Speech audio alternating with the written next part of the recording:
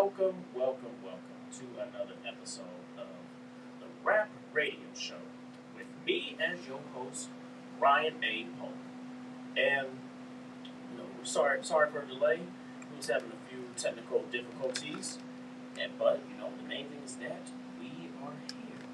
And if you have any questions, concerns, or if you want to, give us a hard time, or you want to argue with us, we love to hear what you got to talk about. You can give us a call at 216-939-5087. That is 216-939-5087. And it's been a minute since I have, or I feel like it has been a minute since I've been back. It has. Yes, it has. A week. A week. I don't know why the week feels like it's been more than but you guys do know that I also, there has been some special episodes that been airing, because Decisive will tell you, she's the one who has been putting the videos together. I've been doing some broadcasts at Cedar Point, and you guys seen part of my broadcast when I was out in California at Disneyland. And and for those that know me real well, like Decisive said, I am a Disney, I'm a Disney fanatic. So yes, it's and alum. Don't let them forget alum. Alum, an alum of the Disney College program. Yes, that is true. And and speaking of Disney, also, check out my book where I wrote about my experience about the Disney College program. 8 months of DCP, Disney College program. It's an ebook. You can get it on your Kindle, and it's available on websites such as Amazon Prime, Booktopia, BookBaby.com, and also on Barnes & Noble. So definitely do check it out. The book is only about $8. So, yeah, come on. It's worth it. Yes, yeah, it is worth it. It's worth it. Yes, I mean, you can get that. You can easily make that money, donate some plasma or some blood or something. Go ahead. So go ahead and buy the book. And I definitely got to give a shout out to my producer Decisive, as always. And also, here at No Static, we're always looking for sponsors. We're looking for sponsors, and you can, if you ever do want to sponsor for the R.A.P Radio Show or any shows here at No Static, you can simply send an email to No Static Radio 1966 at gmail.com. 16. No Static Radio 16. No Static Radio 16 at gmail.com. And yes, we're always looking for sponsors, and and with me today, I do have a special guest with me, and I also have another guest that's going to be calling in, because he's the director of this movie project that is called Bread, and I also have with me one of the actresses that is here. She was an extra. Yes, please give it up for Katara. Hello. Thank you for having me. I'm very excited. Oh man, yes. So glad to have you on. And then we also had Decisive. She's also in the movie too. Yes. She made an appearance in the movie as well. Yeah, I might be able to be seen in the back. You might be able to see in the back. We'll see. There's more to come. Hanky, I want to be involved as much as possible. With Logan, Kingston, I did not know that was him. And I should have been looked him up via social media a while ago. But when I was talking to Joy, I'm like, wait a minute. And I went and looked up the name and stuff because she was just saying Logan, So I'm like, let me go see. She didn't answer quick enough either. When I said, is this the one and only Logan Kingston? So yeah, but it's him. So I'm super excited. If not today, to get him in here to interview him. He has a long list of credentials that are past phenomenal. He is one of the dopest videographers that I know, and I know a lot of them. Yes, definitely. Shout out to Logan Kingston. He's one of the best. Hopefully he's able to make his way down here, because that was the other guest. That was one of the other guests that was supposed to be in person, and then we got the director, Mr. DUCE, Mr. DUCE Ellis. He wasn't able to make it today, but he is going to be calling in shortly.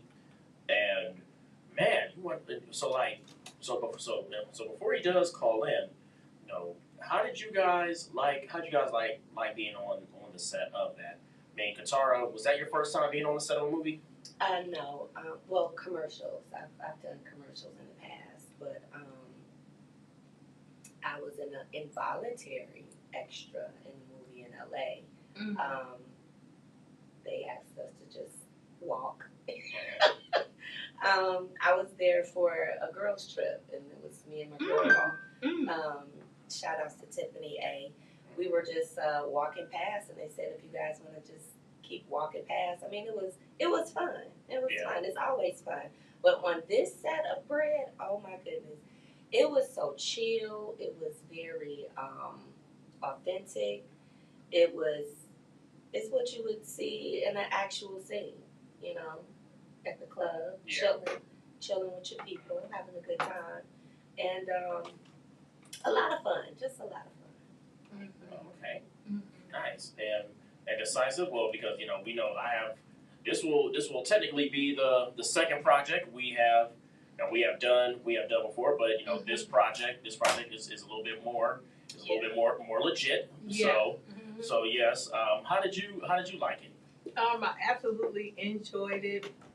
I love, the feel of the room, with us in there, the setup was perfect for the scene. I'm just super excited to see it. It was real organic. Mm-hmm. It was very organic. It was. Nothing was like rushed or forced, and it's real relaxed.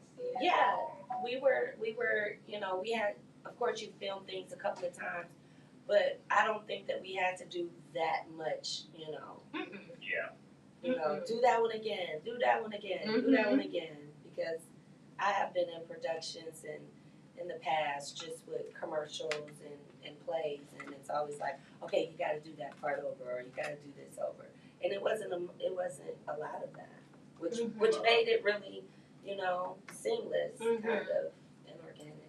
Oh yeah, definitely, and you want to know something, and shout out to Joy too, because Joy, we had her on, on the show before, and she was the one who had told me about Bread, and then when we had her on the show, she was telling me about Bread, because I remember she was talking about how it's one of the projects that she is working on right now, and they said that, and then she said that the director was looking for somebody to play a cop, and so then she had sent me the script.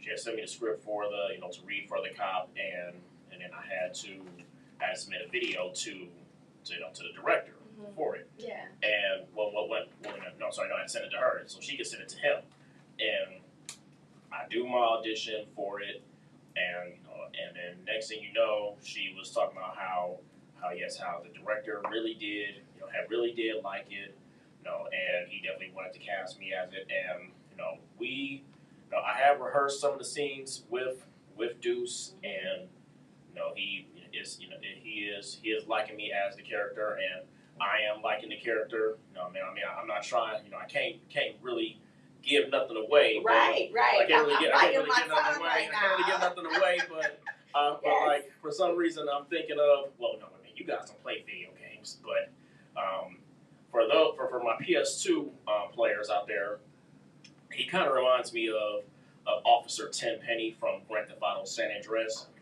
and or maybe somewhat like, or I'm trying to think, maybe somewhat like how Samuel Jackson was in Lakeview Terrace. Well, no, I ain't gonna put him in that, because he wasn't prejudiced, because I ain't prejudiced in the movie. No. But yeah, I'll put him more as Officer Tenpenny for that one. But I'm really looking forward to seeing this project, and we are going to discuss, and we're actually going to discuss more of it once we get DUCE, DUCE on the line, once he calls in, so that way he could tell the viewers and the listeners about it. But Katara, why don't you tell our viewers and listeners about you? Oh wow. Okay. What specifically? That's broad. I don't know. Like, tell me what you want to know. Who is Katara? We know she's an actress, but you're also an educator too. Yes. I'm an educator. Yes, I work with students in the inner city of Cleveland and some students in Euclid High School. I have a program where I help students matriculate into college. Okay. And it really is a lot that goes into that. You would think, oh, well, is it just the financial aid? No. The heart of it is trying to get the parents to buy into higher education. Yeah. So many of our parents do not see the importance of education. A lot of our inner city students just think that work is the next thing. Amazon is stealing, I say, these students' like livelihood and their educational standards by offering them these jobs instead of them actually completing high school and going on to a JUCO, junior college, or a four-year institution because they're throwing this money at them, and the students aren't seeing the importance of it. But it's truly important work because some students say, well, I don't think I really want to go to college. Okay, well, have you ever been? Yeah. Has anyone? And I primarily go after recruit the students that are first generation, students that no one else in their, immediate generation has been to college because it's so important that they understand that it's something, it could be something more than just work. College for me saved my life. I graduated from the Cleveland School of the Arts, and at first I was a non-traditional student. I didn't go straight to college, but when I got there, oh my God, it was a whole nother world. It's not just about the books. You really are learning a lot about yourself and the tenacity that it takes. Like you think I can't go there. A lot of the students think I can't go to college. I didn't go to college. But I graduated from an HBCU. Oh, okay. Which HBCU you went to? West Virginia State. Oh, okay. West Virginia State University. I'm very proud of being a first generation college student graduating from an HBCU and pledging my sorority, Alpha Kappa Alpha sorority. Oh, wow. You look like an AK. We got an AK. We got an It's AK. here on Wednesdays. Oh, for real? Yeah, her name is Celia Adochi. Okay. Oh, snap. And then a few of my church members are Juanita Prince, Rosalind House, Karen Perkins. Yes. So rest up, Karen Perkins. Yes. Oh, man. Quite a few. Oh, okay. So that really helped me, I'm gonna say catapult myself into womanhood, going to college and experiencing that. But college is definitely an experience that I think every person, even if you don't finish, go and get that opportunity, that experience to go into a classroom. You never know. You just might graduate. Well, yeah, that's true. You just might graduate. Okay. So before I get my opinion on how way I view college, higher education. On the college education aspect. Okay, what number were you when you were? I was 8. Okay, dang. Okay, I thought you were gonna say maybe number 3. I was gonna say Trey Club. Yes. I'm I was gonna say maybe Trey Club. No, but seriously, with college and that whole, now I am definitely a fan of HBCUs because for most institutions, college is a business. It's a numbers game. But at an HBCU, you're there for a purpose. You're here to continue the tradition of education, to continue that excellence, that Black excellence that a lot of people don't understand. Going to college and graduating and getting that piece of paper puts you in a different caliber of higher education and Black excellence. So was college the first thing? Like, was something you wanted to do at first when you was in school, or no? Actually, it wasn't, and that's why I'm such a fan. It wasn't because I didn't think that I had what it takes to get through it. I didn't think because college. My family is a military family. Everybody, you go graduate, go to work, go to the service. I kind of changed that. Yeah. For my younger cousins, they also came down to West Virginia State and they enjoyed it for what it was. But I know now that it was by no mistake because I'm very passionate about helping students obtain that. I'm very passionate about leading them to the next level of their life. And even if you don't, like I have a trade as well. I went and became a certified nail tech, and that was my hustle. That was my quote unquote bread in college. I didn't call home for money. Hey, it's like the movie Bread. Yeah, yes. bread. Quote unquote. This is kind of like a bread episode since we got you and Decisive and Juice calling in. So yeah, this is like a bread episode. Yeah, doing nails in college, it was my bread. It helped me, eat and help me, and I wasn't from a family where I could call home and say, hey, I need this. I had to get it, and I did. And it made me very self-sufficient, and I wouldn't change that experience at all. And so what made you, so even though, you are in the D9, because I'm in the D9 too. Okay. Yeah, Phi Beta Sigma, Okay. yes. D9. Blue Phi, yes. You know. Yeah, I'm in that.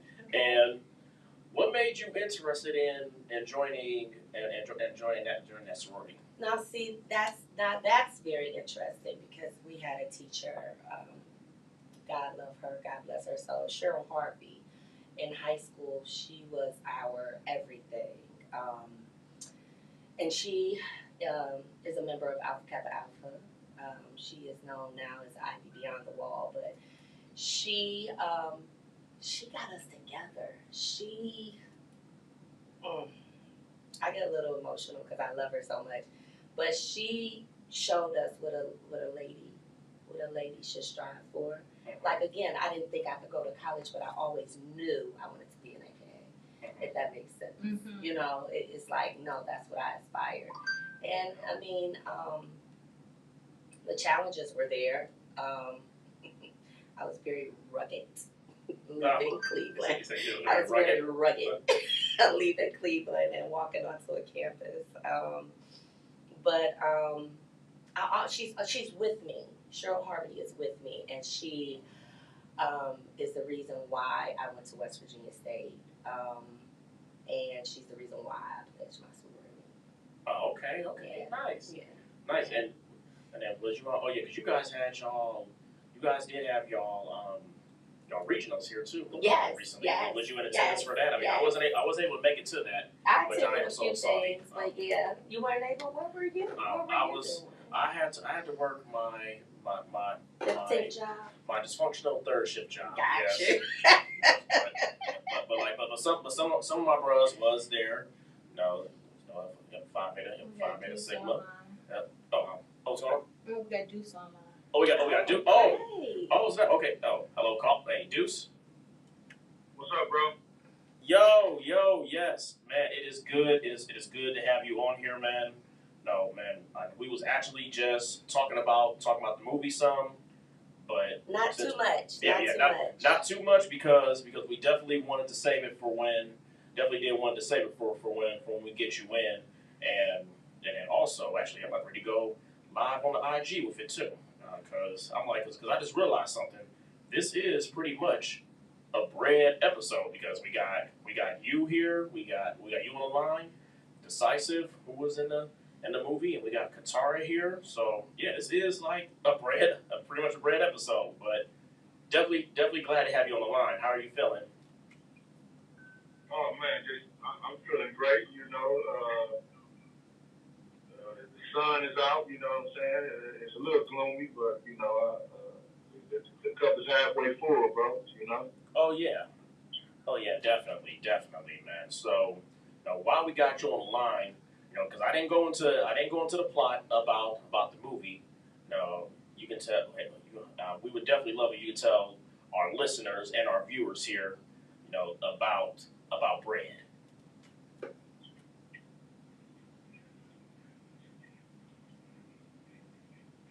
Okay, yeah, man.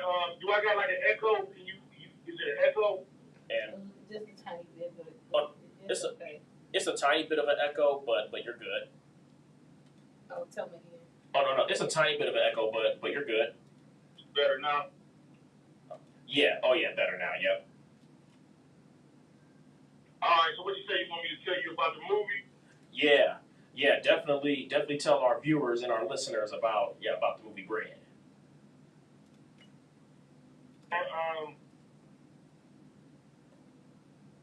So in a nutshell,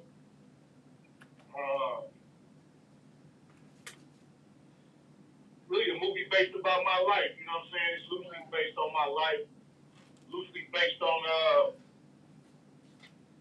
story behind life as I see it, life as I've been through it. You know what I'm saying? Oh yeah. Not comparing my life to nobody else's, not saying my life has been any worse or any better than anybody else's, but it's just really a story that I wrote about my life. You know what I'm saying? And I wrote it in a way where I still was able to still tell a story. And I just, and a lot of most of the stuff in the story is based off of my life. I didn't really want to write it in an autobiographical way. Though. I didn't really want to write it. I didn't really want to write it in a way where it's exactly me and exactly everything that I've been through, because I wanted to still put my creativity in it, and I still wanted to. I knew that I had to make it.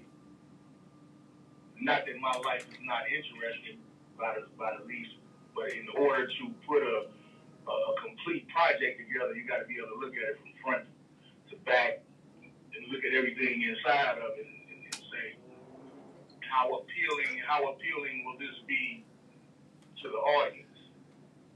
So you got to be able to. For me, I wanted to allow myself to have room to still be creative while at the same time telling my story. So I got loosely based facts from my life in the movie. You feel me? Because the main character, for instance, his name is Bread. All right, well, Bread was one of my homies I grew up with. You know what I'm saying? Yeah. My homie Cornbread. Right? The main character, the things that are happening to him in the movie, the things he's going through in the movie is based off of my life, but his name is based off of one of my homeboys I grew up with. You know what I'm saying? Yeah. So it's just kind of, I wanted to be creative with it, you know. And then with the name Bread, it's 3 plays on the title of the name. You know, first of all, like I just said, the main character's name is Bread. Come from a nickname Cornbread. His name is Bread. But in addition to that, you think about money when you think about bread, right? Definitely. Slang terminology, you know, like go get to this bread, like go get to this money, you know what I mean? So we can associate bread in slang terms with the word money. And then in addition to that, you know, Matthew 6:11 in the Bible, God allow us this day to receive our daily bread, right? So all that intertwines with the meaning behind the movie, money, God, and just trying to tell a powerful story. You feel me? Definitely. So this main character, you know, he go through some stuff in life, right?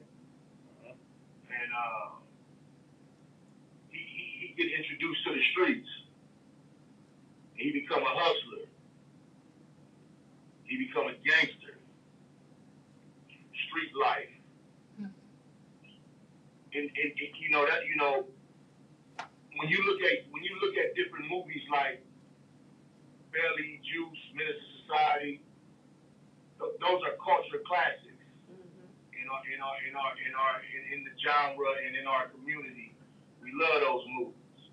Boys in the Hood, yes. you know, my approach when I wrote a movie, I said what I got to do is I got to write a movie that tells, of course, it's going to tell a similar story, but I got to be so different at the same time.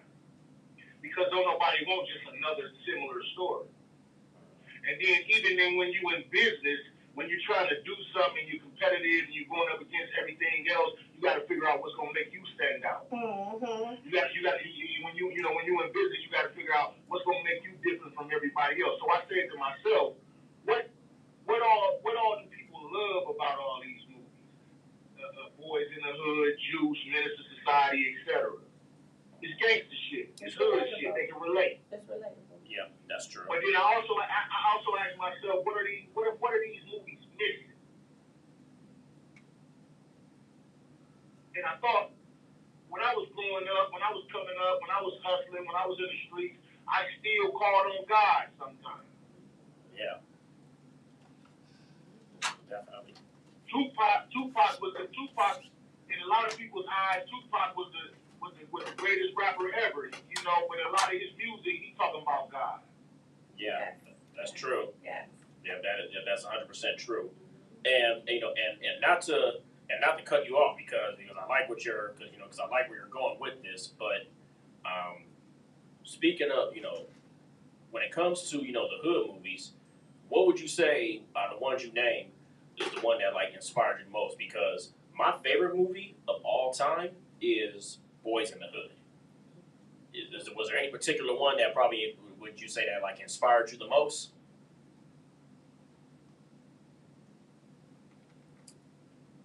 Finish my thought though. What I was saying about my inspiration for just coming up with the movie. Period. Right. Yeah. So I said I had to think about what I could do with this movie to make it different from all the rest of those movies, and I want this movie to also be a classic. And I said, well, it's missing a relationship with God. Gangsters still talk to God. Yes, they do. Hustlers still talk to God. Mm-hmm. You know what I'm saying? And I said, okay, well, and with me, I pray every day. I've been praying every day for about the past 8 or 9 years, bro. I don't feel like I missed one day praying, even if I'm just praying over my food. I pray every single day. Which is the reason why this movie came together how it did. God answered my prayers. But what I'm going to tell you, though, is that I said, okay, this movie has to be different. So I said, they don't talk about God. So just to give you the rundown about the character, he grows up, he gets introduced to the streets, he becomes a hustler. He got tunnel vision. He don't care nothing about nothing but making money. What he want to do. But God allow us this day to receive our daily bread. Every day, God is showing us something. We open our eyes and really see it. Every day, he be trying to send us signs. If you can't hear his voice, something happens. And God's trying to show you something. That's so true. Yeah. And this particular character, while he's out here in the streets, and he out here hustling, and he out here being a gangster, and he out here getting that lifestyle, he got tunnel vision on that lifestyle, but God is steadily trying to show him, this is not what I want for you. But he's not able to see those signs that God's sending him until it's almost too late. So you got the character going through these jaw-dropping course of events throughout the whole movie. It's a lot of jaw-dropping scenes in this movie. And you got the character going through a lot of the jaw-dropping events and trials and tribulations all the way through the movie until about the last 5 minutes of the movie, he ends up giving himself to God. Powerful. Yeah, that is powerful. That's powerful. Yeah, that is very powerful. Wow. Well, yeah, because I have read. I mean, we're all in the movie, but yes, when I came across the script and when I was reading about it, I was like, wow, okay, yes. I mean, this definitely does sound like a good interesting movie, and then just even with the character that I play, because I do like the character that I play, I do feel like he is a character that is being like kind of like an influence kind of like an influence on the character. And For sure. yeah, and this, and I got to tell you guys, man, with working with DUCE for the past few weeks, and just like with going over the character and stuff, it's I'm definitely looking forward to seeing how this movie is going to turn out.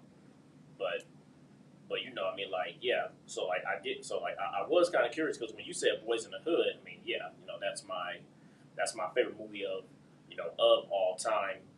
And is there any like particular hood movie would you say that kind of did it? Is there anyone in particular that influenced you the most? Society all the time, man. When I see Minister Society, my whole life changed.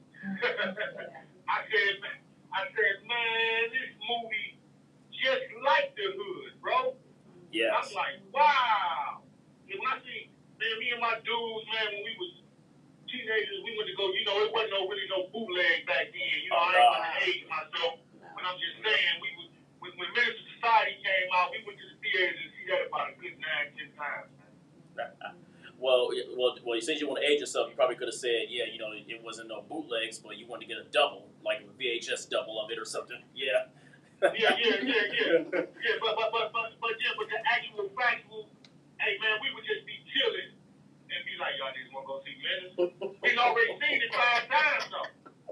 Man, it was that good. That's how much it impacted us, man. Mm-hmm. That movie was crazy, bro. It was crazy to have a character that crazy that was hood relatable with O-Dog and it just was like the hood, because I got a gang banging background, man. I grew up on Kingston, bro. You know what I'm saying? What part of Kingston? The whole Kingston. Really? The whole Kingston. 146. 55th all the way till you enter Shaker High. Gee whiz. Oh, okay. So yeah, he was all over Kingston. Okay. Shout out to Whitmore. Oh yeah, shout out to Whitmore's, yes. Mm-hmm. Wayne on him. Yo, man, and Menace Society is actually my second. Is number 2 for my favorites. But the one movie, since it's a bio, the movie I'm surprised that you didn't say. I'm surprised you didn't say Fresh. I'm surprised you didn't mention Fresh. Fresh was a dope movie, but I wouldn't say it really impacted me like Menace Society, like like Juice, like Belly. Belly, yeah. Juice. But it was a dope movie though. South Central, they was all dope. Those was dope movies too, but oh yeah, South Central, yeah. They didn't really give me the same type of impact as them other movies did though. I would want our movie to end up being more of a Menace Juice Belly impact than a South Central type of impact. Now, don't get me wrong, I appreciated those movies, and I would appreciate whatever success we have with our movie. But yeah. I want our movie to be a classic. I want them to talk about our movie 20 years from now. Oh yeah. You definitely want it to be a hood, to be like a hood classic, because I mean, let's be real. You got some hood classics like the ones you just named, and but I don't mean to cut you off. We ain't even got to say hood classics no more, man. Because hip hop took over the world, man. You know what I'm saying? Mm-hmm. So anything that comes along with that, I think the world gonna pay attention to now. Back when Minister Society came out, yeah, that was like strictly the hood paying attention to that. Mm-hmm. But now when we talk about releasing things and genres is changing and growing and different people are accepting everything, because if you just look at all the commercials, man, they all hip hop based. Yeah. Mostly everything you see, you know what I'm saying? So it's like I want this movie to affect the world. The hood for sure, but the world, bro. Like when they look at the actual meaning behind the movie and get the message in the movie, yo, bro, I want this movie to affect the world. Yeah, well, and that's what I'm hoping for too, because just from what you was talking about with the movie And like I said, when I had read the script, I liked it. I'm happy to be a part of it. I really do hope that this movie does jump off, and yeah, like 20 years from now, people are still talking about it. But yeah, the classic. They might be making memes out of it, whichever. Yes, I would like to. Yes, I would definitely like to see it. Definitely would like to see it jump off. And is this the first movie that you have directed? Or is this your first one? Man, this is the first movie I ever wrote, first movie I ever directed, first movie I ever did anything in. Everything about it is my first. But let me tell you something about me though, bro. Like, I'm the type of person, I could do something for the first time and knock that shit out the park. You know what I'm talking about? Oh yeah. Because I research. So I spent time researching how to write a movie script before I even started the movie script. Because you can't, what I learned was movie scripts are technical. Yeah, they are. If you don't write your movie script the right way, if you take it to Hollywood, they probably won't even look at it. You know what I'm saying? Yeah. There's a certain way that you have to write the script, a certain way that should equate each page you write. If you write it correctly, each page. So say for instance, your movie is 100 pages. Yeah. Well, then you be able to guesstimate that your movie gonna be about 1 hour and 40 minutes. Yeah. Because each page is supposed to be 1 minute of screen time. Oh wow! See, I didn't even know that. If you write it right. That's what I'm saying. See, yes. I researched the whole thing about writing movies, producing movies. Man, listen, I researched leadership, everything before I did this, because I knew it was gonna be a massive undertaking, and I couldn't be seeming like I don't know what I'm doing. You know what I'm saying? So I had to, and to me, we live in a day and age where if you use your resources, you can be self-taught almost anything, really. Yeah, you know what I'm saying? If you look at tutorials on YouTube, if you Google stuff, if you just ask people, you know what I'm saying? Because people are more reachable now with this day and age of computers and social media. So you can reach out to people easier now than you used to could. You know what I'm saying? Oh, so yeah, it's a lot of different things we could do to prepare ourselves. And that's the basic thing to do is always be prepared. So I prepared myself to write a movie for the first time, and I prepared myself to direct a movie for the first time, and I think that's why we're getting it done. Oh yeah, for sure. And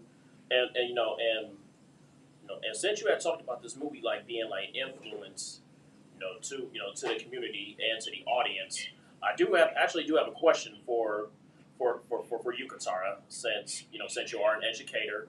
Yes. So do you feel like that? Well, actually, it's a question for both of y'all, but I'm gonna start this question out with you first, Katara, since you're an educator.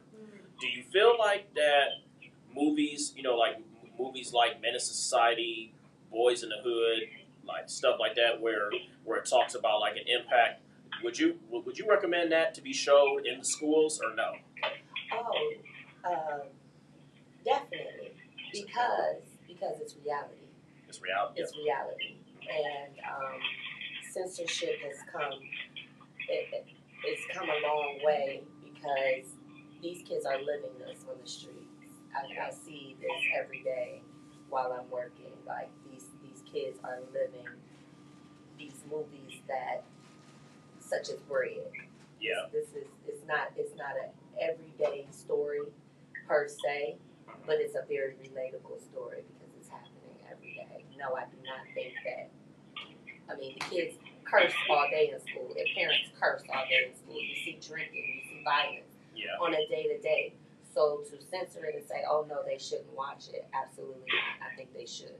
Think they should? I think they should. Okay. Well, and what about you, Deuce? Like, would you recommend the schools to show movies like that at the school, or would you be or do you think no, they shouldn't? Yeah, I think a school should show the movie to children that can take it in. So They should show it to children at a certain age for sure. Definitely.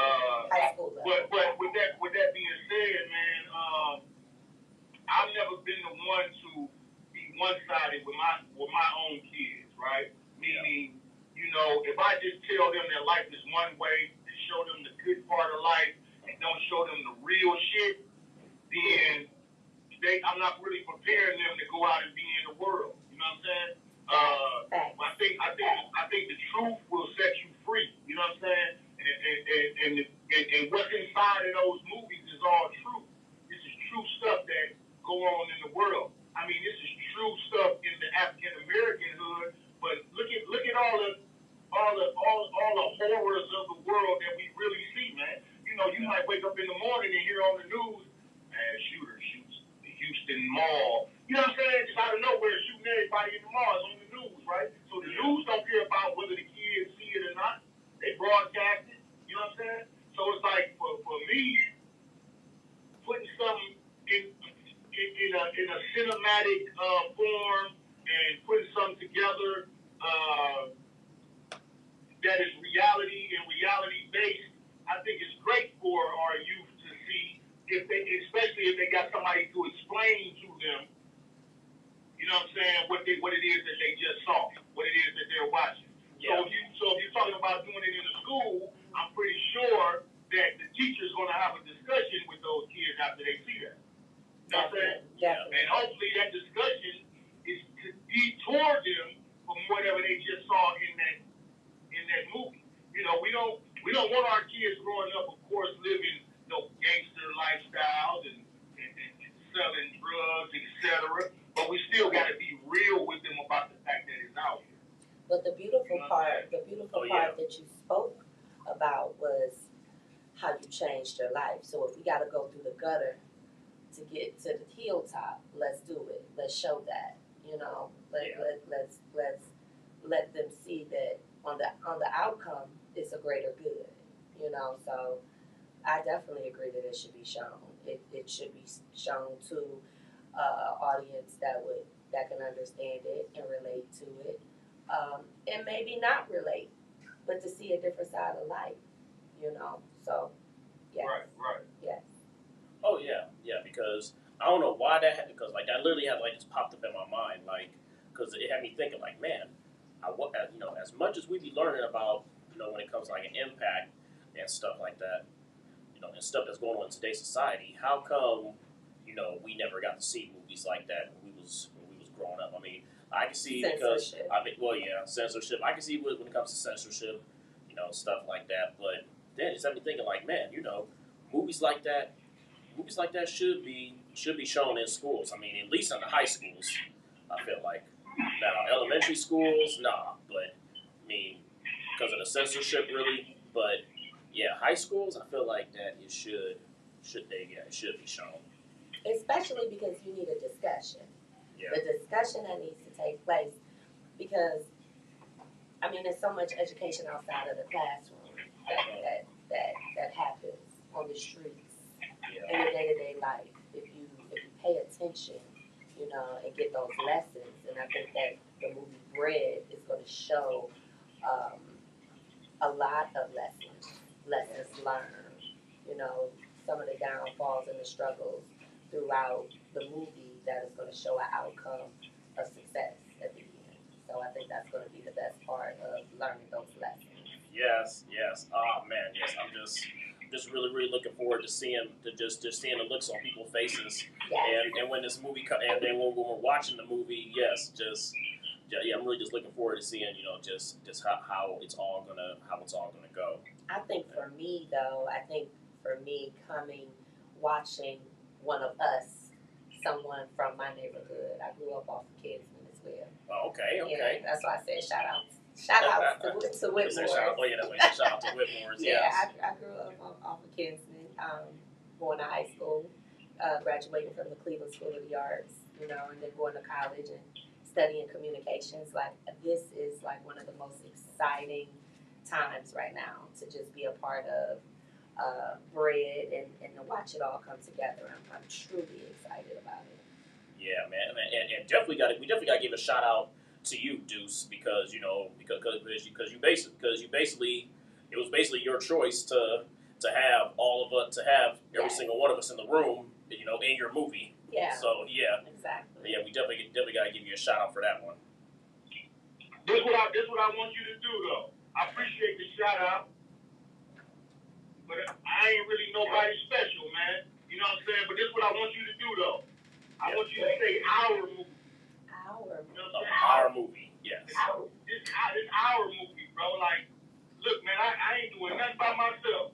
Hey, listen, man. All the things that we have shot, all the scenes we have shot, it take y'all to come in. It take the production team to come in. It take all of us to work together. We are doing this. It may have been my idea. That's cool.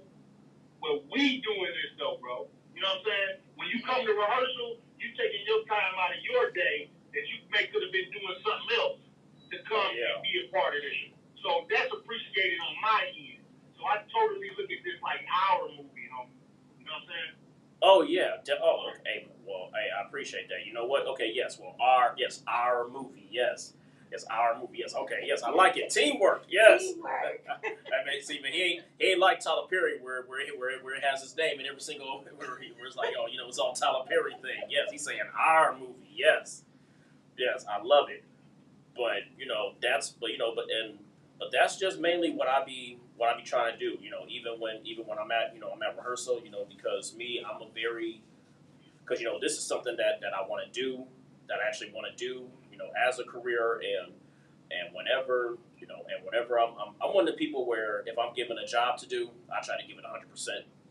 Because to me, if you're not giving 100%, then you know you're failing, and that's why when we're at these rehearsals, and we're at these rehearsals, you know, I'm making sure that I'm being the best cop I can be, you know, out there in Cleveland, the best movie cop I can be out there. Right. And the best extra. You said I'm the best extra. The best extra, yes. Best extra. Oh, thank you. Yeah, man, but Deuce. So I mean, when it came, so also, you know, like when it had came with this strike going on, I mean, I did want to get your opinion on. I did want to get your opinion on that. You know, like how do you feel about this thing with the strike that's going on? Like, are you against it, or do you feel like that? Yeah, you know, like, you know, you wouldn't have a problem with AI sometimes. I'm a member of the Screenwriters Guild West, man. Okay. Right. Okay. Yes. So I got a problem with self-driving cars, self-driving buses. It's just certain shit that's left that should be left for people to do, man. Yeah, I agree. And coming up with stories and using our imagination and using our minds and shit, man, that shit should be left up for people to continue to do. Driving cars should be left up for people. I ain't drove a bus. I mean, I ain't rode a bus in a long time, but I would not get on no bus that didn't have no person aboard the bus, man. Oh yeah. I would not get on no bus that's just driven by a robot on the street, like malfunction. People make mistakes, and when it's a man-made situation, it's a mistake. So when you start using this AI shit, there's something to it, bro. There's something to it. I feel like they reference for something, man, because they're trying to replace everything with it. Yeah. You know what I'm saying? Yeah. It's something to this, bro. Like, they got something up their sleeve, in my opinion. Yeah. But as a writer, I'm gonna continue to write, and if I'm not working for nobody, I'm gonna put that shit out myself. Hey, and yeah, you got to, and that was gonna be the other question I have for you too, because I remember you had said, you know, like when you write the script and then you present it to, you know, a director out in Hollywood, then, you know, like if there was any company or studio that you would like to bring bread to, who will be your first option like to go to? Whoever got the most money. So whoever got the most money. Well, I guess that. Facts. Oh man. We can look at stuff all day, and the proper thing to do is to say, I do this because I love it. Well, yes, it is very true in life that if you can get paid to do what you love, yeah, that's great. That's great. But at the end of the day, man, we all have to survive. And the way that the world is built, unless we want to change it, is surviving by currency. Currency is what keeps your mortgage paid. Currency is what keeps the light and gas on. They don't let you pay them with love. right. So you can love what you're doing all day. That's cool. And don't get me wrong. This is a movie loosely based on my life. It's near and dear to me. So I definitely love what we're doing. But I'm trying to sell this movie, man. I'm trying to sell it to the public. I'm trying to sell it to somebody that want to buy it and own it out all right. Own it all. Just own it flat out. Whoever want to buy it from us, hey, that's what I'm trying. I'm trying to get paid, bro. Great. You know what I'm saying? I'm trying to get everybody involved in the movie team. Yeah. So it's like, bro, like whoever got the most money and whoever talking chicken, let's sit out. Said we're talking chickens. Yes. Hey man. I love it. Yes, dude, I love it. And Katara. So here was my question for you. You know, this education question. Okay. You know, as an educator, how do you feel? What is your opinion on how the way these students are coming to the school? You know, presenting or like how the way they're like selling themselves. How do you feel about that? Oh, that's a very fine line. It's borderline offensive. I feel a certain kind of way as the students say, in my feelings. I'm in my feelings. I'm in my feelings about how they present themselves. These young ladies are it's too much flesh to be just point blank. It's too much flesh. It's fleshy. I shouldn't have to walk into a classroom and see your flesh. I don't want to see your flesh. It's offensive. Yeah. We're here to learn. We're here to learn something. But if you're distracted by your outfit, you can't, get past that. The initial. Oh my gosh, is that really what she has on? Or oh my gosh, the students aren't really taking enough pride, I believe, in themselves to come to school and just have a standard. I'm not saying a dress code, because there's two different things. A dress code is one thing. You have to be like military dress code, but have a standard for yourself. Yeah.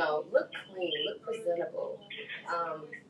Why do I have to see your navel? And some students don't even know what a navel is. Why do I have to see that in the classroom? Why do I have to see, every bit of the backs of your legs and we're in a class? Why do I have to see your short? Like, why? And why do I have to see a bonnet on your head? I don't want to see a bonnet. They come to school. They still doing the bonnets in school. That is an in-home article of clothing. That's what that is. I don't want to see that in the classroom. I don't want to see that. Yeah. It's no excuse for it. I don't have any kids, but I wouldn't let. If my daughter was put on a bonnet in the school, she better do it while I'm not around. If she wants to put on a bonnet. It's appalling. No. It really is. And don't get me wrong, everybody can't. Oh, I couldn't get my hair done, or I couldn't do this, or I couldn't do that. It's not so strict where they couldn't put on like a baseball hat. We rock baseball hats all the time. Yeah. We rock turbans. Tie it up, make it look nice. But when you just throw a bonnet on, it gives a connotation that you haven't taken your time in the bathroom that day. Just to be kind of blatant with you. Or same thing with how the way they would dress. Because again, I don't have any kids, but when it comes out of the way, say how my daughter dressed, like how you said, they want to be showing this and that off. I'm like, first of all, you ain't gonna be showing. You can't be showing shit off, man, until you are 18. But even still, They don't understand the connotation behind it. They don't understand. I mean, you got pedophiles out here looking at these girls, man. Like you got the R. Kellys and the there Subway guy. People looking at them. The city of Cleveland had 30 children missing at one time. They don't publicize it, but then it instantly went to 50. I don't know how many today there is, but there in the city of Cleveland, there are children missing. And I'm not gonna say that the clothes has everything to do with it, but let's not give them a reason. You know, clothe yourself. You know, look presentable. You can look presentable without having all of that inappropriately shown. Nobody wants to see that. No. We don't. And not to even, be funny. Boys are hormonal. That doesn't mean they're gonna touch. But that doesn't mean that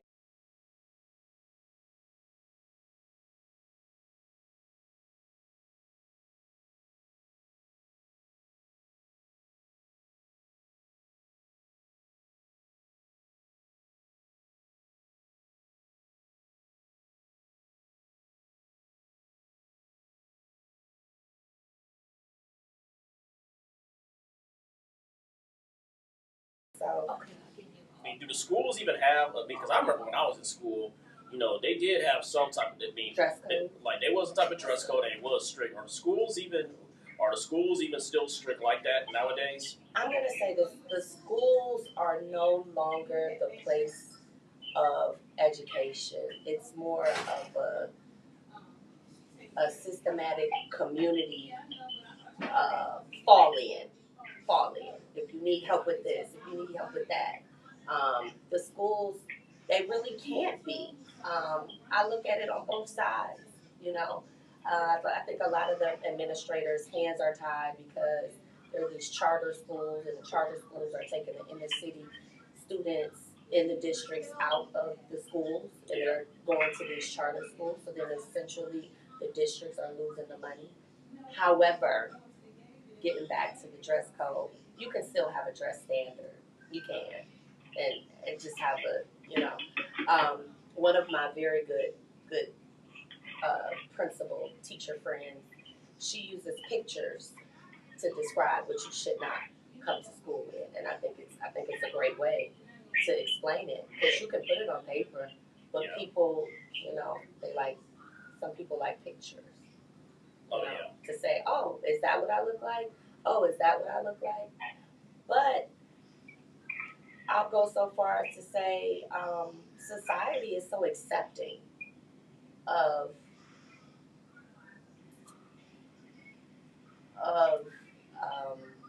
these falsehoods that these video people put out. I'm not knocking anybody and how they hustle, how they get their bread. I'm not.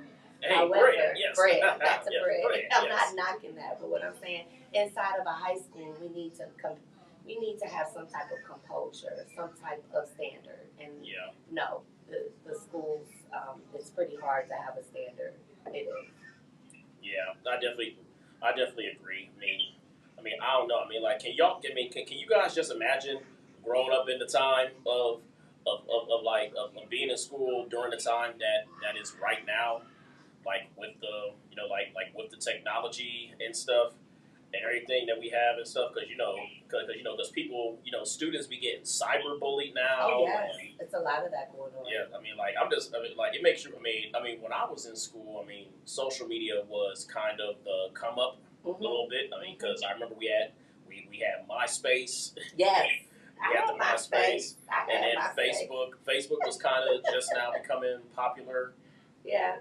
So, but no, the way stuff is now. Students get cyberbullied all the time, and then that's when the fights happen. They say things, as they call a mention. Yeah. People, losing their life over a mention. It happens all the time over a social media beef, which is it really beef? Is it really, really beef if somebody said what they said about you on social? It just gets to that point, and the schools cannot combat that kind of stuff. It's kind of tough. It really is. Yeah. Yes, definitely agree. And DUCE, actually, I just thought this other question I have for you. I like to ask all my guests who are in the entertainment business this question, and Yes, and so yes, I want to know what your opinion is on it. So, as a as a director, and I know that this is your first movie. Well, it's actually a two-part question.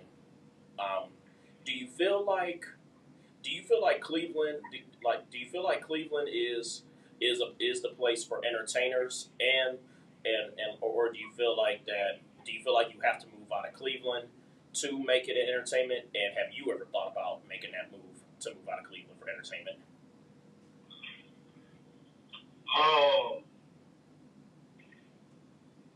Yeah, in this day and age, man, I feel like, the Cleveland argument, or you got to stay in your city, or you got to leave your city rather and go somewhere else if you want to make it. I think that was substantial years ago, but now in this day and age, the same way we just talked about using your resources to learn, using your resources to teach yourself how to do something, right? Like, yeah, I think that is so accessible to us now that I think the world is a place for entertainment. What I mean by that is, it's like with social.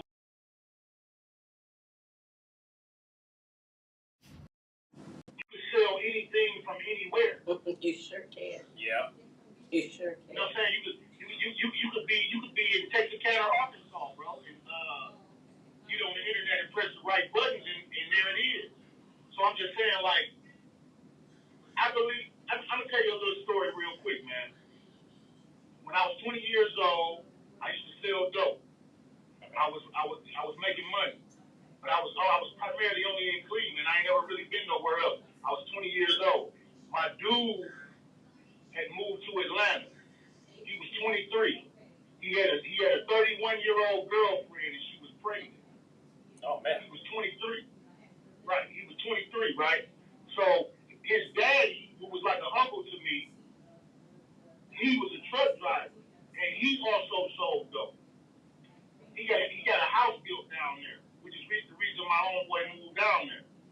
He got a house built down there, and he wanted my homeboy to come down there and move down there with him, because at that time, even though it still is, at that time, Atlanta, Georgia was a place where people saw a lot of opportunity.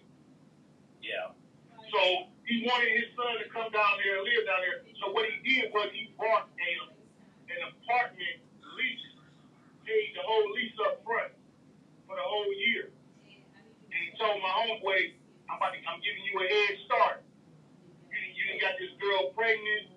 She almost 10 years older than you, but you're going to be a man and you're going to take care of your family. So he said, I'm giving you a head start.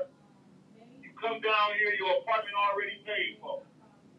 And you get your life together. So my homeboy moved down there. But when he moved down there, he calling me, and guess what all he talking about? Kicking it. How lit it is down there. It's jumping every night of the week. I need to come down there. He keep telling me to come down there. I keep telling him I'm going to come down there, right? But I never do, because I'm in Cleveland and I'm getting money up here. So I'm only caring about being up here. But one day I'm at a bar called the 123. I was at that bar for about 1 o'clock in the morning. I was there for about 20 minutes. He called me. He started cussing me out because I kept telling him I'm coming down there. Didn't come down. He started cussing me out. Long story short, I said, man, fuck you. On the phone up. Got in my truck. I got in my truck. And I gassed my truck. I filled my tank up. And I got on the freeway. Oh man. So he was like, just out of nowhere. And I went down there. I was down there about a morning. This was like 1 o'clock at night. I was down there about like 11, something like that. I was down there. It was around morning, noon time when I got down there. I called him. I said, "What's up, man?" I was downtown Atlanta. Never been to Atlanta before. I called him. I said, "What's up, man?" He said, "What's up?" I said, "Shit, I'm like, come get me." He like, nigga, what? He like, nigga, what? I said, man, come get me. I said, shit, I'm in Atlanta. He like, nigga, you ain't gonna do it, man. I said, come get me, man. So he said, so he say, where you at? I said, I'm on some street called Peachtree. He said, nigga, it's a million Peachtrees. Where you, you know? And so I told him exactly where I was at. He came, I followed him back to his apartment. When I tell you we kicked it, hey bro. Back then, only thing was really jumping was the Mirage on Sunday. Mirage, I heard And that. like, I think the motor used to jump every something, you know, but that was it. Hey man, when I tell you when I went to Atlanta at 20 years old and I kicked it Monday, Tuesday, Wednesday, Thursday, Friday, Saturday, Sunday, Monday again, like, hey bro, every night of the week it was jumping crazy. Oh, I had the best week of my life, bro. So I got turned out. I called my mother. It was like Harlem Nights. I said, hey ma, I ain't coming back home. You know what I'm saying? So Yeah, I told my mother, I ain't coming back home, ma. So I'm down there. I'm thinking it's great down there. But this was a lesson for me that was more significant to me later on in life because I was down there thinking this shit was so dope that I was willing to just drop everything, stay down there, get me an apartment, and live down there. My plan was to live down there for the rest of my life. So I'm talking to people that's from there, and they like, man, I'm trying to get the fuck up out of here, son. I'm like, man, what the fuck you mean? This is paradise. Bro, I feel like I'm in another planet with the people that live down there trying to get the fuck from up out of there. Yeah. Right? So the moral of the story is, it ain't where you from, it ain't where you at physically saying get out of Cleveland to make it. It's where you at in your mind. That's so true. Yeah. That's so It's true. where you at in your mind, bro. Like, because if it's gonna take for you to leave Cleveland to go do something and it get you in a better mental place where you can start decision making and problem solving better because you felt like you got up and left and went here to do it, then go do it. But in this day and age, bro, you can sell anything from anywhere. You know what I'm saying? Yeah. And so that was significant to me because it was like, damn, I'm feeling like I'm in paradise down here, but this motherfucker talking about they can't wait to get the fuck from up out of here. I'm like, what? That's crazy. You know what I'm saying? But it kind of hit me, and I understood. It ain't really about where you at. It's about where your mind at. Cause in their mind, they like, I'm getting the fuck up out of here. In my mind, I'm like, man, this shit is wonderful. You know what I'm saying? So you don't really have to leave Cleveland. That's the answer in a nutshell, man. If you want to be successful, use your resources, figure out what you got to do and do it. Yeah. It's about where you at in your mind, bro. Yeah. Oh yeah. Yes, definitely, for sure. You know, I just like, you know, that right there. You know, that just is a question that I always like to ask. You know, my entertainer guests on here because you know, it has been something that has been, you know, it always do be on my mind of whether or not, oh, okay, should I make that move like all the other aspiring actors be wanting to do, where they be moving to L.A., New York, whichever. But then I'd be like, man, you know, Cleveland be having a lot going on. Then should I really make the move? And now we got this strike going on and everything.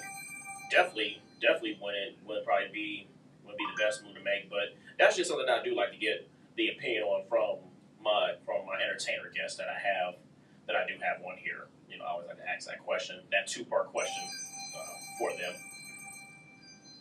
Yes. And also, the size. Oh, okay. I thought we was having a connection issue. Okay. But no, man, yeah. But you definitely did make a good point there, though, Deuce. And yeah, that was some facts. That was some facts right there.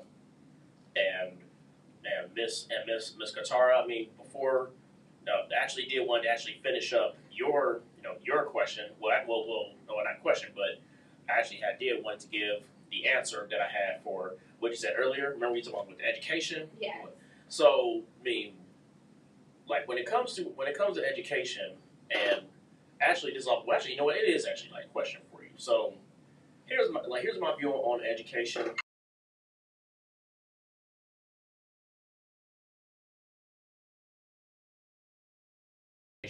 It can be needed sometimes, but here's my thing on it.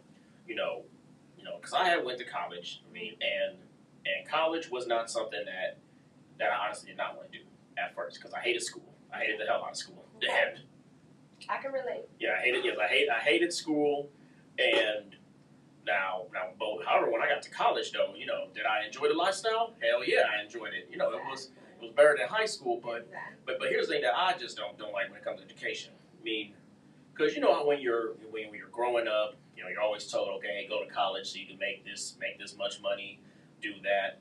I mean, in my opinion, I think that this is nothing. This is no shade being thrown towards the people who did not finish college, or and all they got just they only have a high school diploma. But I do feel like that if you do have a degree, I do feel like that okay, you should get some better offers than especially if a job is requiring you to have a degree in a certain in a certain field. Because I know some people who.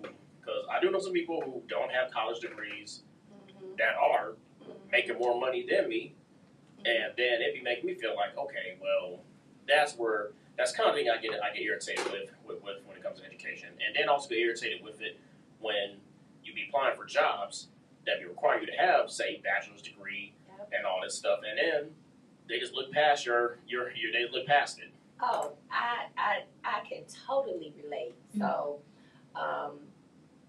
One of my BFFs, shout out to Shani Griffey. She is making a killing.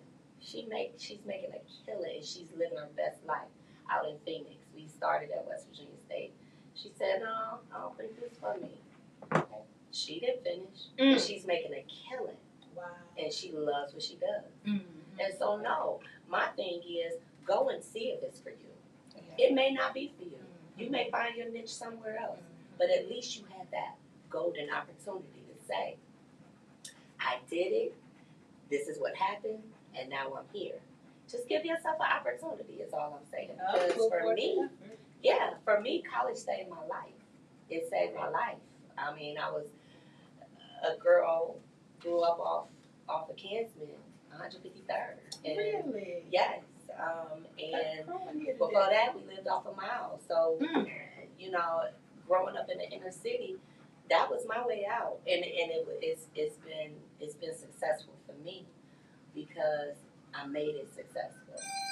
But my girl Shani, she's living the best life out of Phoenix, and she, we were roommates in college, and it just worked out differently. But yes. she doing it, and she decided, hey, this ain't really what I want to do. But she found her niche, and she.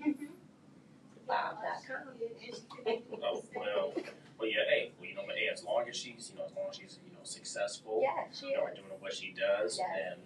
then that's that is all that matters. I mean, because when I be thinking about college, when I be looking back at college, I just be like, man, okay, yeah, man, I really did enjoy the lifestyle of it.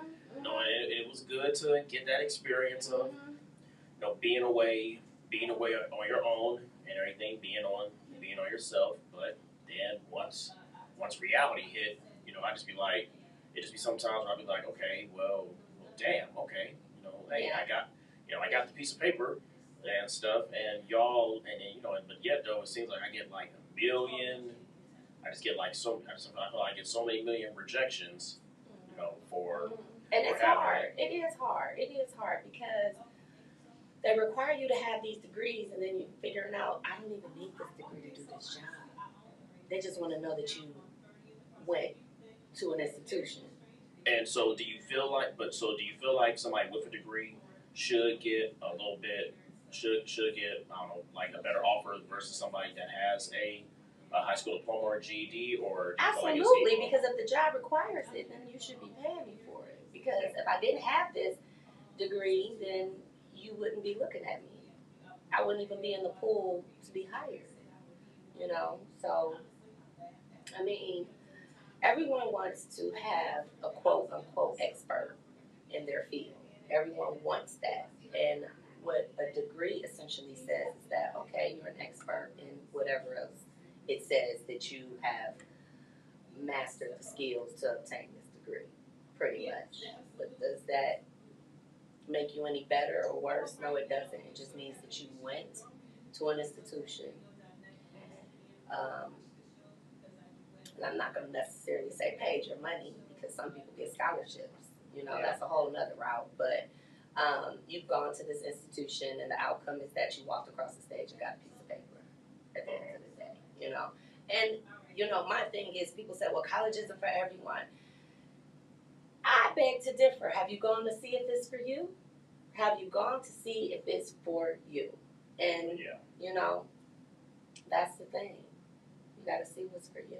And so whenever you do have that one student that be like, oh, okay, you know, hey, if they present to you a good trade for you instead of going to college, then absolutely, would you still agree with it? I would definitely agree because I had a trade before I actually, you know, obtained my degree. My trade is what helped me get through my degree. So absolutely, you got to be multifaceted out here. You got to have more than one bag to get that bread. You know what I mean? You gotta have some different avenues to get to your final goal. Whatever your final goal is, you have to have other resources to get there. So absolutely.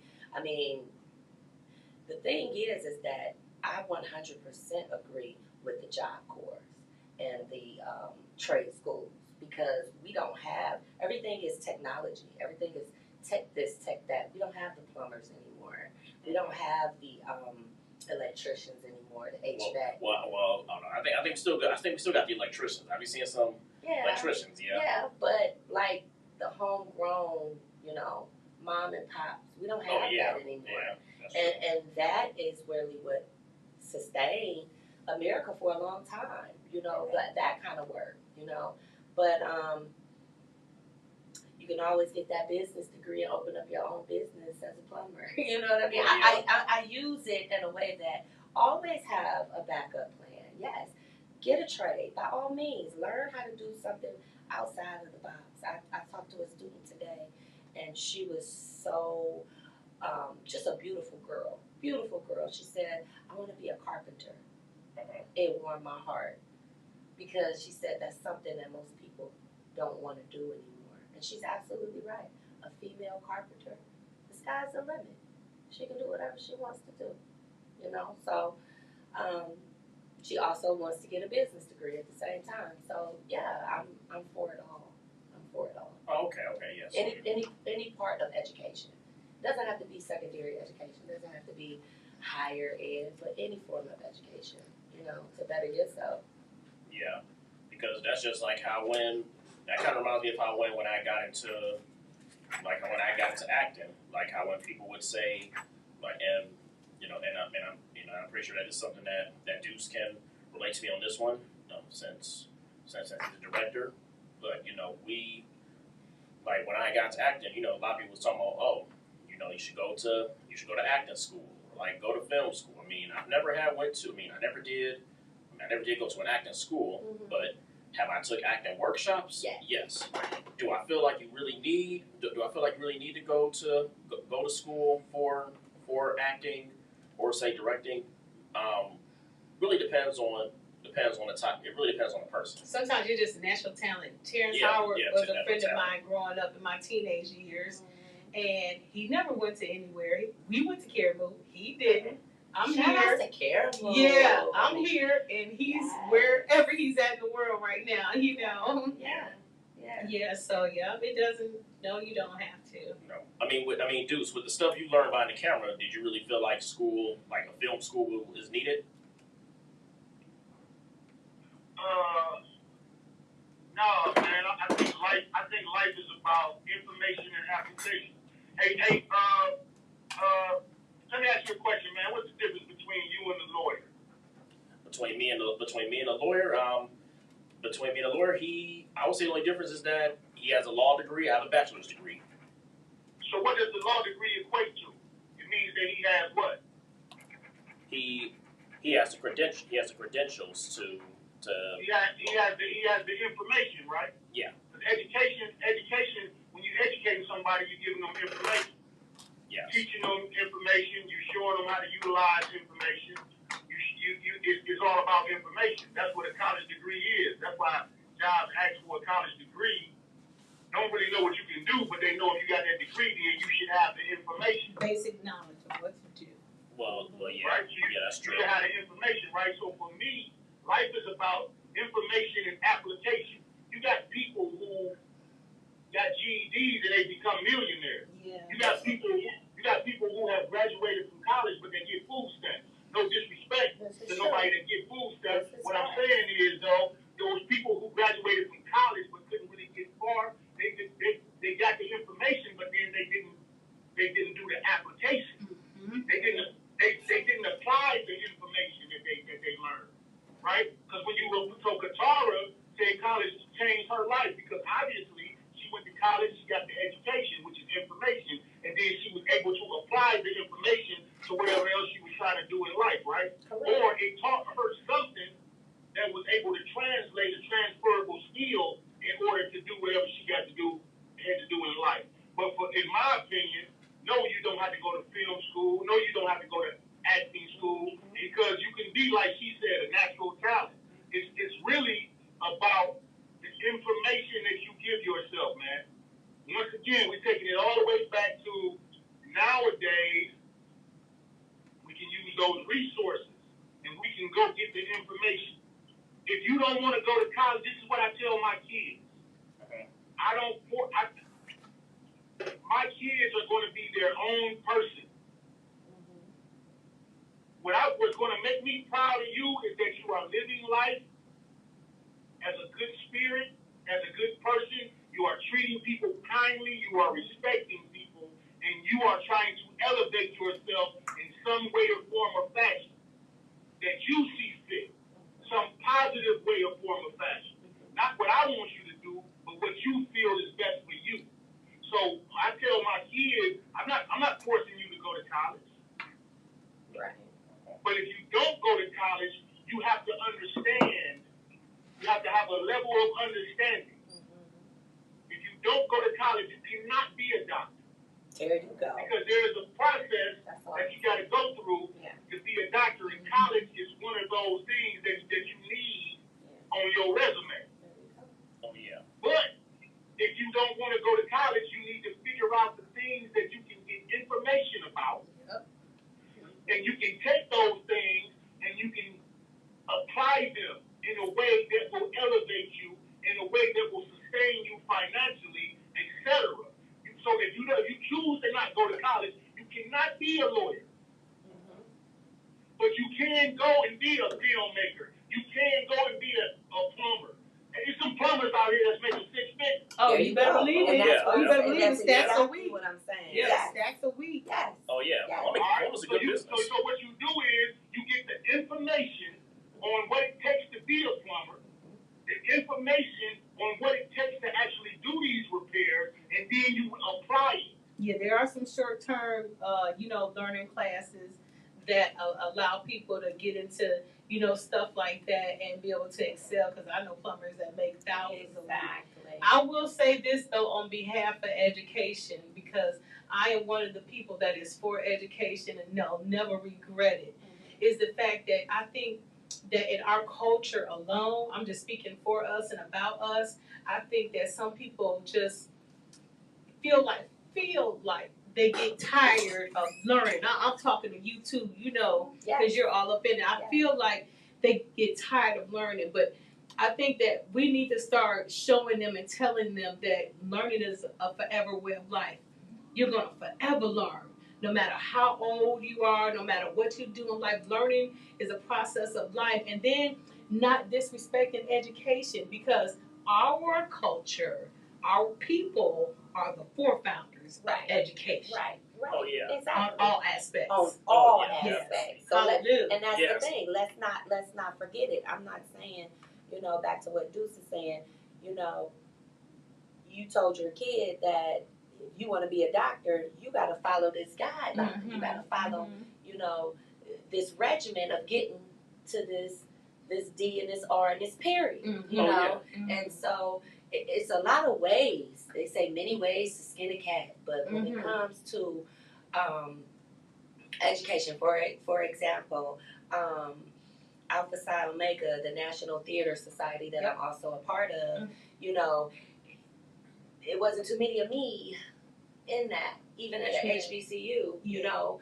it wasn't too many black girls from Cleveland, getting this type of credential, so to say, and I'm very proud of that, and it took steps to get there. Mhm. I had to, audition in front of this panel and these people that don't look like me and they don't sound like me, and I'm just a girl from Cleveland, Kingsman, and why is she here? How did she get here? Yeah. So education got me there. Yeah. You know what I mean? And then I had to perform according to the standards to get that certificate, Yes. to be a Yeah. part of that that community, sort of say. Oh, yeah. I definitely. feel you and I understand Katara because I went to Kent State Trumbull in '91. August of '91, I started at Kent State Trumbull back when, that was Champion, Ohio, not Trumbull, Ohio. Right. Back when, and I was one of the starters of the Black Coalition that started there, and that was one of the reasons why I did not join D9 because they didn't have it there. And there you go. Yeah. There you go. And That's so, the only reason why I didn't join a D9 for sorority, And it's not because they too didn't late. have it there. and it's not too late. Yeah, I'm not collegiate. I wouldn't mind, We can get you there. Okay. We can get you there. Yeah, but you want to know something though? I mean, and like what Deuce was saying, because I was actually gonna get to that too, because say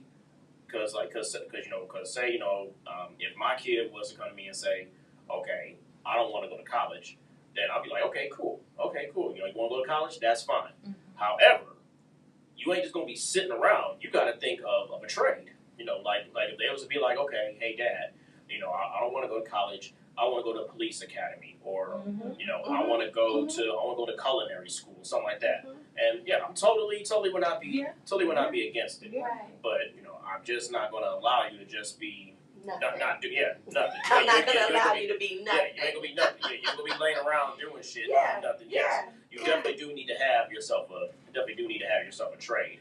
Now do I regret what I got my bachelor's degree in?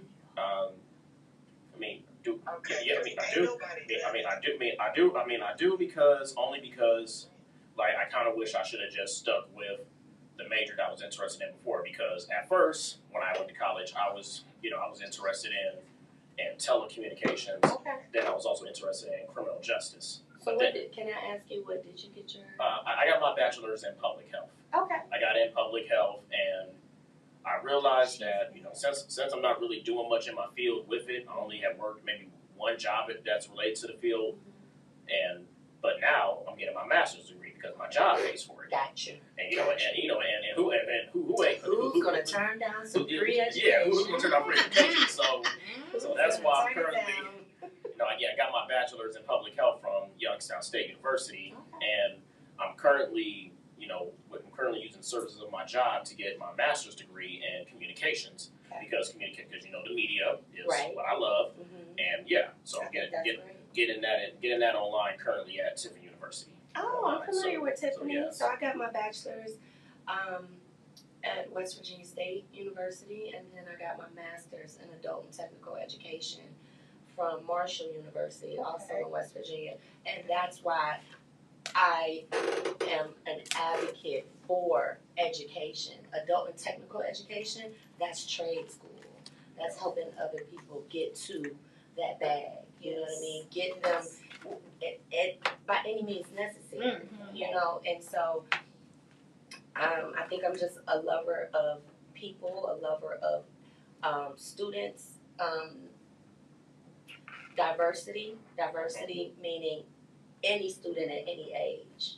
Yeah. You know, we were just talking about you can learn anything. You're never too old to learn. You're never too old to go. Now I'm talking to myself because now I'm thinking about going back to school myself. Nothing wrong with that. So now I'm like kind of preaching to myself. But yes, we need, if more of us just had something of our own, whether it be that piece of paper, a certificate, whether it be that piece of paper, a diploma, whether it be that degree. We all need something of our own that you earned it, no one can take it, and it's yours. Definitely. Well, you know, man, unfortunately we are almost winding down to the wrap up. Before we do get out of here, DUCE, where can our viewers and listeners follow you at as far as for social media platforms? Oh man, Deuce_Ellis, DUCE. I spell it DUCE because it comes from the word produce. Mm-hmm. Underscore ELLIS on all platforms. All right. Okay. And Katara, I would ask where they can find you at, but since you ain't got no social media, I am a dinosaur, Yeah. but that will change. Yeah, I'm telling you, we need to get you hooked onto it. I'm gonna ask you guys to help me. Okay. Oh, we got you. Okay. We got you, and you know, man, definitely want to thank you guys. Thank you both for for joining me today on the show. You know, this was pretty much a bread episode because everybody who's in here and director on the call, yeah, this we put this part of bread. It's our movie, and we definitely looking forward to definitely love to have you guys back on again. So my viewers and listeners out there, be on the lookout for bread. It will be coming out. We'll be coming out real soon. We want to thank you for listening to No Static Radio, where you just finished listening to the wrap up on the station, where we don't bring you the static, but we sure enough bring you the noise. Make sure you guys check us out on social media.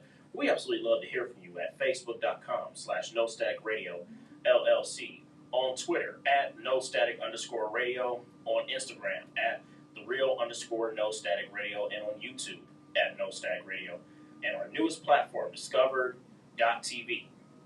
Just type in No Static Radio. Also, if you'd like to listen to replays of this show and others on NoStatic.net, especially my show, make sure you check us out on Mixlr, MIXLR.com, when that's back up and running, or Mixcloud.com.